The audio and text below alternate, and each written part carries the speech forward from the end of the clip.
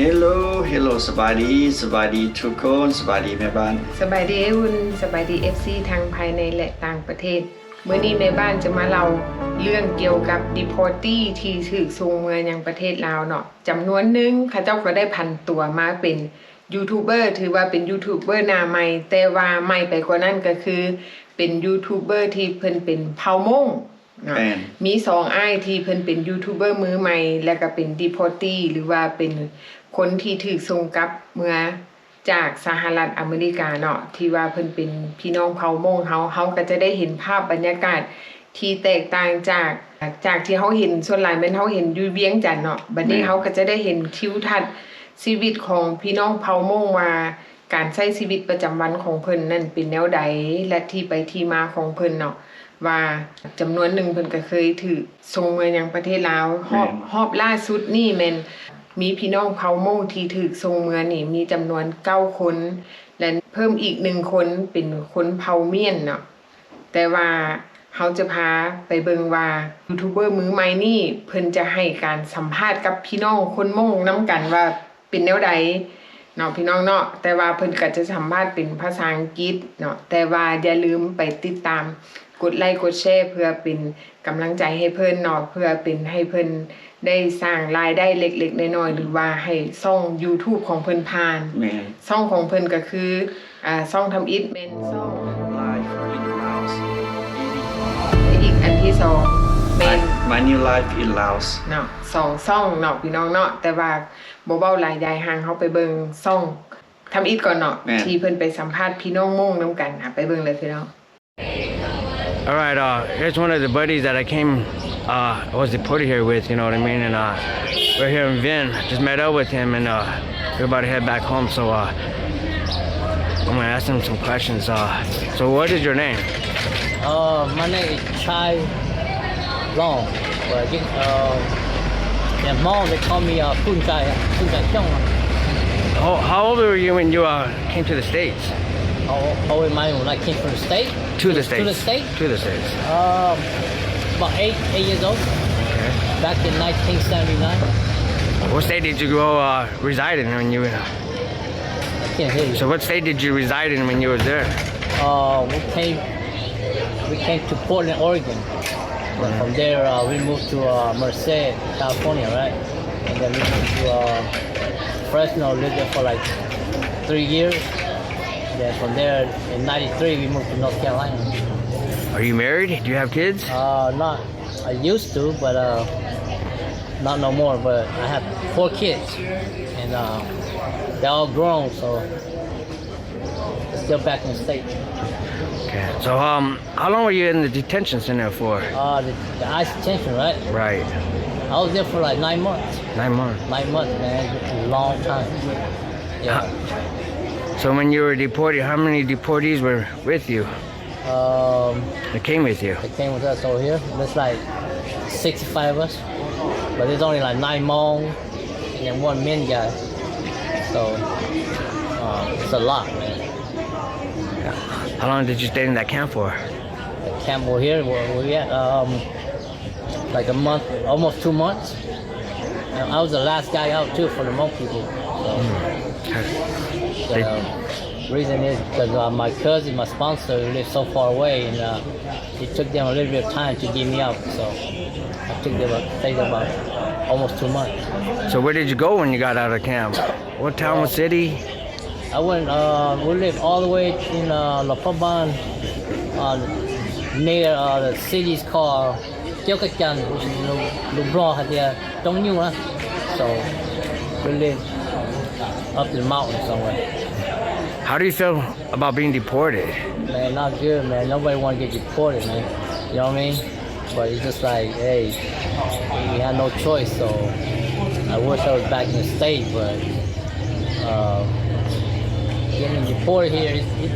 I mean, if they got to deport me, you know, I'd rather come to the country, my country, you know what I'm saying? Instead of going to any other country, so I feel like being deported for a while now, I feel like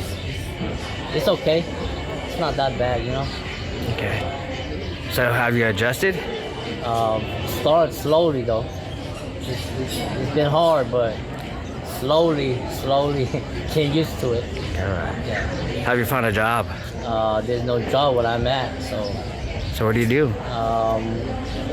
for right now I'm just staying home helping my cousin do a little bit farm there and there, just helping them out. Do you have any future plans? Future plan, especially in this country, there's not really that much option, you know. But I guess it's hopefully I'll find somebody to get married to and just build me a house and open me a little store up there somewhere and just move on with my life, I guess, you know. I like it peaceful up there. Big city like this, too crowded. You gotta have money to live down there here, you know what I mean? So I don't know, I might just stay up there. Any messages for your family, friends and followers? I just want to tell I also got a YouTube channel too, but I just want to let my family know I'm doing good over here. My friends back in the state, my family, my kids. If you guys see this video, let you guys know that I miss you guys and I think about you guys all the time. Hopefully we'll meet up one day. If you guys, I can't come back, but you guys can always come see me. So that's my message. Okay, thank you. But anyway, nice to see you again, man. Yeah, same here, man. It's been nice. Bye. เป็นอะไรพี่น้องหลังจากที่เขาเห็นการสัมภาษณ์ของเพิ่นเนาะอันนี้ก็เป็นคนมงแต่ว่าเพิ่นอาจจะได้ภาษามงน้อยนึงแต่ว่าเพิ่นสัมภาษณ์กันเป็นภาษาอังกฤษเนื่องจากว่าเพิ่นก็มาใหญ่อยู่สหรัฐอเมริกาเนาะ อันนี้มันเป็นภาษาอังกฤษหมายความว่าให้คนทั่วๆไปที่ได้เข้าใจมันเป็นภาษากลางเนาะเพิ่นก็เว้าวงได้อยู่แต่ว่าสุดนี้เพิ่นภาษาก็เจ้าสัมภาษณ์กันเป็นภาษาอังกฤษเนาะผู้ให้สัมภาษณ์เราก็ชื่อสายล้อเราก็ให้สัมภาษณ์ว่าเราย้ายไปอยู่อเมริกาแต่1979ตอนนั้นเราอายุ8ขวบถึงอเมริกาเนาะรัฐทับอิฐแล้วก็ไปถึงรัฐพอร์ตแลนด์เนาะพอร์ตแลนด์แล้วก็ย้ายไปรัฐแคลิฟอร์เนียแล้วก็ย้ายอีกไปรัฐนึง1993ที่รัฐนอร์ทแคโรไลนาเพิ่นก็ย้ายไปหลายรัฐหลายย้ายไปเรื่อยๆหลังจากนั้นเพิ่นก็ถือกันนะพวกตำรวจไอซ์เนาะถือจับเพิ่นก็เลยไปอยู่ใน detention center หั่นเพิ่นให้คำว่า9เดือนโดนพอสมควรเนาะหลังจากนั้นเพิ่นก็เลยถือกันนะส่งมาประเทศลาวเนาะชีวิตส่วนตัวเพิ่นได้เป็นแนวใดเพิ่นบ่ได้ว่าเกี่ยวชีวิตส่วนตัวมีแต่ว่าเพิ่นเว้าน้อยนึงเพิ่นก็มีลูกเนาะเพิ่นก็มีลูกครอบครัวเคยมีครอบครัวเนาะเพิ่นก็บอกว่าเพิ่นเคยมีครอบครัวเคยแต่งงานแล้วก็มีลูกเนาะและแต่ว่าปัจจุบันนี้เพิ่นโสดแล้วหลังจากนั้นเพิ่นก็ได้ไปใช้ชีวิตอยู่เมืองลาวแล้วผู้สัมภาษณ์ก็ถามว่าเจ้ามีโครงการแนวใดเกี่ยวกับอนาคตข้างหน้าเพิ่นก็บอกว่าอนาคตข้างหน้าของเพิ่นก็ยังบ่ฮู้เทื่อว่าเพิ่นจะใช้ชีวิตแบบใดแต่ว่าเพิ่นก็อยากใช้ชีวิตอยากมีครอบครัวอยากซอกหาคนใดคนหนึ่งเพื่อที่จะมาแต่งงานแล้วก็เปิดร้านขายเครื่องน้อยๆเนาะและอีกอย่างนึงเขาเจ้าก็ถามว่าเจ้าบ่มักชีวิตอยู่ในเมืองบ่สิเพิ่นก็บอกเพิ่นบ่มักชีวิตความวุ่นวายอยู่ในเมืองเพิ่นมักชีวิตแบบเงียบๆแบบสบายเนาะเพราะว่าค่าครองชีพอยู่เวียงจันทน์นี่สูงหลายเพิ่นก็อยากไปใช้ชีวิตอยู่ที่บ้านเกิดของเพิ่นเนาะผู้บอกบ้านเกิดเพิ่นบอกว่าอยู่ไสเพิ่นบอกว่าบ้านเกิดของเพิ่นอยู่หลวงพระบางอยู่เมืองใดเฮาก็จื้อบ่ได้เนาะแต่ว่าเพิ่นว่าอยู่เทิงภูแม่นเพิ่นให้คำบอกว่านั้นแต่อีกดีอย่างนึงที่เพิ่นมักชีวิตแบบเงียบสงบเพิ่นมักชีวิตแบบพอเพียงอยากใช้ชีวิตแบบว่าบ่มักความวุ่นวายอยู่ในเมืองเนาะเพิ่นก็อยากมีครอบครัวน้อยๆของเพิ่นและอีกอย่างนึงสิ่งสำคัญก็คือเพิ่นฝากข้อความผ่านช่อง YouTube มาว่ากันสมมุติว่าลูกเพิ่นเห็นหมู่ครูเพิ่นเห็นเพิ่นสิเว้าแนวใดฝากข้อความถ้าหากว่าลูกเพิ่นครอบครัวเพิ่นผ่านมาเห็นคลิปนี้เนาะเพิ่นขอฝากความคิดฮอดถึงครอบครัวเพิ่นคิดว่าชีวิตนี้เพิ่นก็คงจะบ่ได้กลับคืนมาสหรัฐอเมริกาอีกแล้วแต่ว่า มีมื้อหนึ่งทางครอบครัวอยู่สหรัฐอเมริกาอาจจะไปเยี่ยมยามเพิ่นอยู่ที่ประเทศลาวก็เป็นได้ แม่น เนาะเพิ่นก็บอกว่าโอ้เพิ่นไปฮอดเมืองลาวชีวิตของเพิ่นก็ถือว่าโอเค โอเคก็ว่าคอยปรับปรุงไปเทื่อเล็กเทื่อน้อยแล้วว่า เพราะว่าชีวิตเราก็บ่เคยคือว่าครั้งแรกเนาะเพิ่นไปประเทศลาวก็ต้องได้คอย ปรับตัว เนาะ เพิ่นก็บอกเพิ่นก็คอยเป็นคอยไปเพิ่นว่าได้ก็ปรับตัวแบบช้าๆเพิ่นว่าได้ก็ดีคือกันเด้ที่แบบว่าเพิ่นเข้าใจสภาพว่าเวลาเพิ่นได้ไปอยู่เมืองลาวเนาะเพิ่นคอยเรียนรู้ศึกษาเกี่ยวกับวัฒนธรรมเกี่ยวกับการใช้ชีวิตสังคมว่าอยู่จังใดไปจังใดภาษาปากเว้าเนาะคอยเรียนรู้ไปมื้อเล็กมื้อน้อยจนกว่าว่าคันมื้อใดเพิ่นพ่อคู่ชีวิตใหม่เนาะก็ขอให้เพิ่นพ่อไวๆเนาะเพื่อเพิ่นจะได้มีความอบอุ่นทางด้านจิตใจสร้างเนื้อสร้างตัวเนาะ เป็นแบบเอาแบบชีวิตแบบพอเพียง แม่น เพิ่นบ่ต้องการหยังหลาย แม่นแล้วอีกอย่างนึงเฮาสิพาไปเบิ่งยูทูบเบอร์มือใหม่คนที่2เนาะคนที่2เพิ่นใช้ชื่อว่า New Life in Lao แม่น เนาะ อันนี้เฮาก็เคยเว้านำเพิ่นthank you Lord that I promise him that we gonna share your YouTube channel now เพิ่นก็เปิดYouTube channel ใหม่เนาะเพราะฉะนั้นเฮาก็อยากให้ทุกคนเข้าไปสนับสนุนไป support เพิ่นก็มือใหม่คือกันเนาะเฮาก็เคยลงเพิ่นแล้วก็เคยถูกสัมภาษณ์แบบคนท่องเที่ยวยูทูบเบอร์อเมริกาคือกันเด้แม่นแล้วชื่อว่าชื่อลิ้นของเพิ่นเนาะชื่อว่าโลว่าอยู่ Facebook ของเรา แม่นแต่ว่าปัจจุบันนี้เพิ่นพันตัวมาเป็นยูทูบเบอร์มือใหม่เนาะพี่น้องช่องของเพิ่นก็แม่น New Life in Lao แม่นแต่สัมภาษณ์ผู้นี้เสียงจะอาจรบกวน on the background นะเสียงจะรบกวนหน่อยนึงแต่ว่าเฮาก็พอเข้าใจเนาะไปฟังว่าสัมภาษณ์ชื่อคนผู้นี้ซะก่อน This is one of the guys first 65 deportee coming to Laos. So what's your name?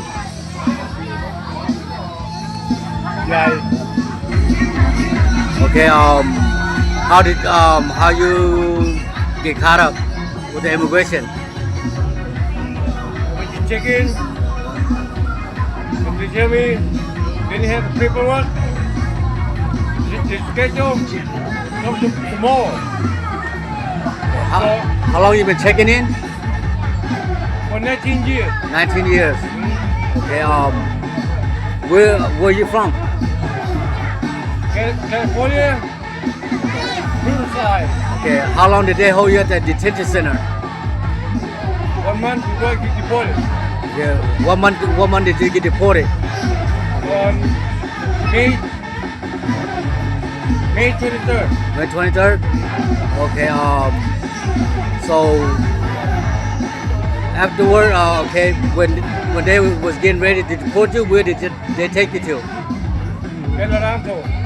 Victorville. Victorville, Aranto? Yeah, El Aranto, California, Victorville. Okay, before they deport you, what did you have to go through?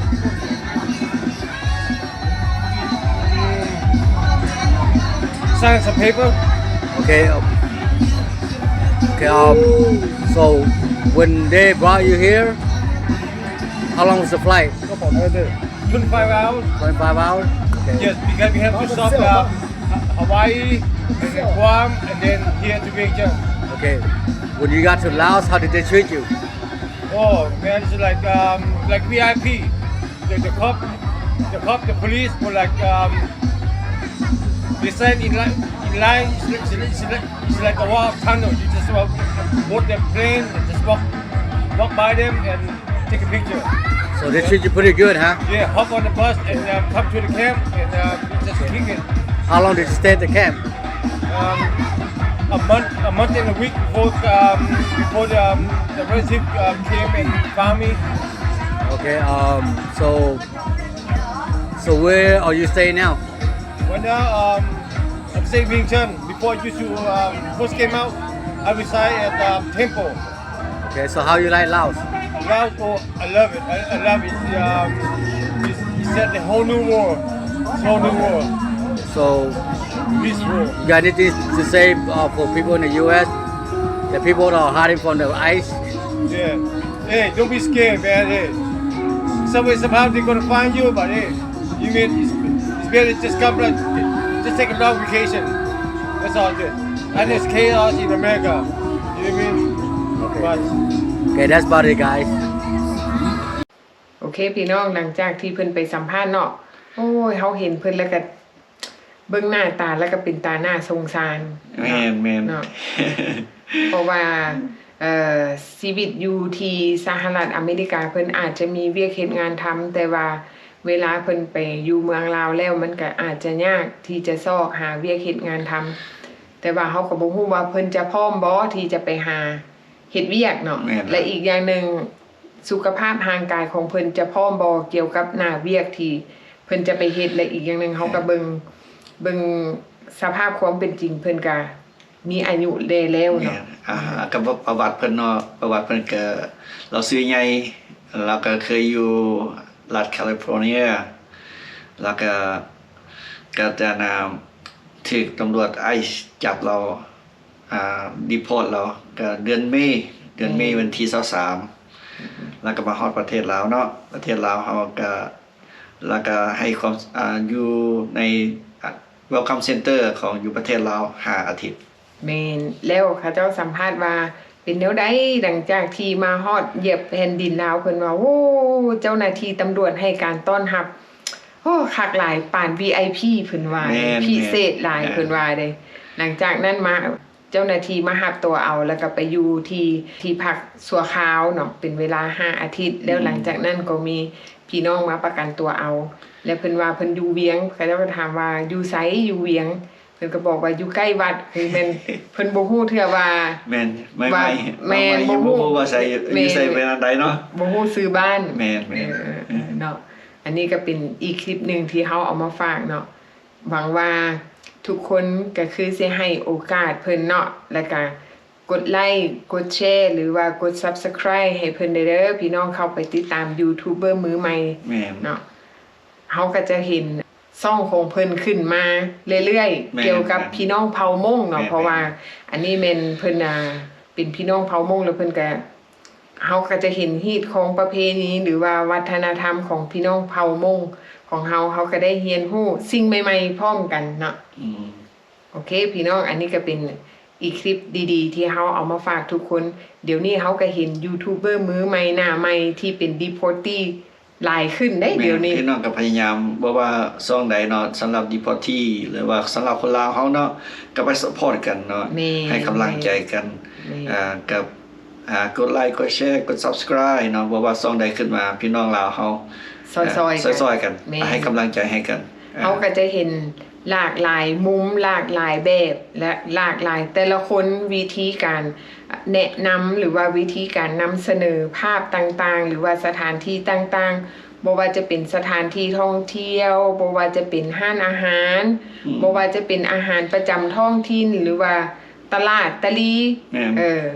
เฮาก็จะเห็นหลายๆคนที่เขาเจ้าหลายมุมหลายแบบแม่นแล้วเฮาก็จะได้เห็นนิสัยของยูทูบเบอร์แต่ละคนบุคลิกของแต่ละคนว่าเป็นแนวใดเนาะแม่นเฮาก็สนใจเนาะเป็นแบบว่าเฮาเรียนรู้นำชีวิตกับเจ้าคนเผ่ามงเนาะอีกจุดนึงแล้วอีกอย่างนึงท่านผู้ชมที่เข้ามาติดตามรับชมยูทูบเบอร์หรือว่าเบิ่งคลิปนอกจากที่เขาเจ้าจะเบิ่งสถานที่ต่างๆแล้วเขาเจ้ายังเบิ่งเจ้าของช่องอีกเด้เบิ่งไปฮอดนิสัยใจคออีกว่าโอ้บุคลิกของ